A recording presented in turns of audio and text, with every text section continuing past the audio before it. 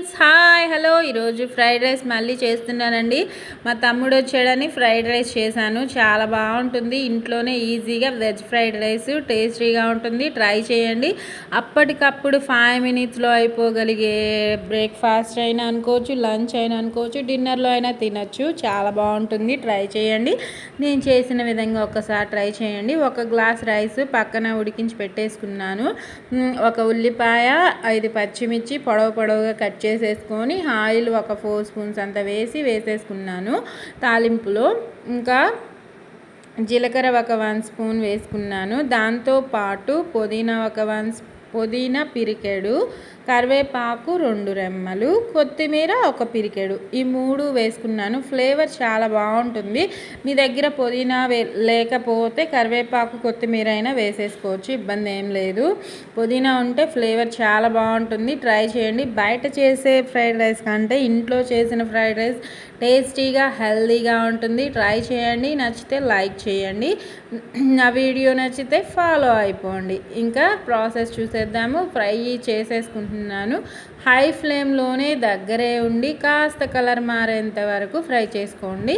ఇంకా చేసుకొని దాంట్లో 1/4 స్పూన్ అంత అల్లం పేస్ట్ వేసుకోండి, సరిపోతుంది. ఎక్కువగా ఏం అవసరం లేదు. వేసేసుకొని అది కూడా పచ్చివాసన పోయేంతసేపు ఫ్రై చేసుకోండి. డీప్గా ఎప్పుడు అల్లం పేస్ట్ని మాత్రం ఫ్రై చేయొద్దు. ఎందుకంటే అలా ఫ్రై చేస్తే ఇంకా దాని ఫ్లేవరు, టెక్స్చర్ అంతా మారిపోతుంది. ఇంకా లైట్గా అదే పచ్చివాసన పోతే సరిపోతుంది. అన్నం పొడిగా చేసి పెట్టేసుకున్నాను ముందే. ఇదిగోండి వేసేసుకుంటున్నాను. అల్లం ఫ్రై అయిపోయింది కదా, ముందే అన్నం వేడి అన్నం కదా, ఇంకా వేసేసుకొని చెయ్యి కాలిపోతుందని చెప్పి కొద్దిగా వేసుకుంటున్నాను. ఇప్పుడు మొత్తంగా వేసేసుకొని దానిలో ముందుగానే కారం, ఉప్పు ఇంకా ఏమైనా వేయాల్సినవి వేయొద్దండి.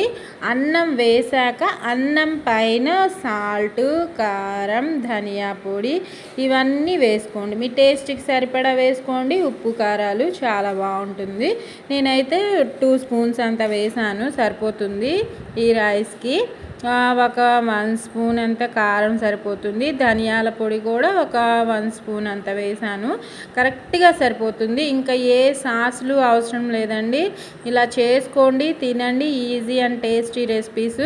మీకు ఎలా వస్తున్నాయో కామెంట్లో పెట్టండి. అసలు మీకు ఎలా వచ్చిందో చేశాక నాకు కామెంట్స్లో చెప్పండి ఫ్రెండ్స్. ఈ వీడియో నచ్చితే లైక్ చేయండి, షేర్ చేయండి, కామెంట్ పెట్టండి, సబ్స్క్రైబ్ చేసుకోండి.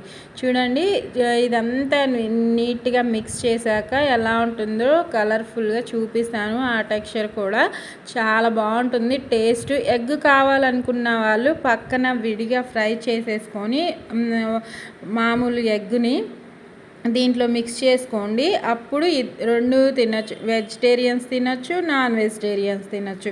సూపర్గా ఉంటుంది. ట్రై చేయండి. టేస్ట్ ఎలా ఉందో నాకు కామెంట్స్లో చెప్పండి చేశాక. చూడండి. Okay friends, bye, take care.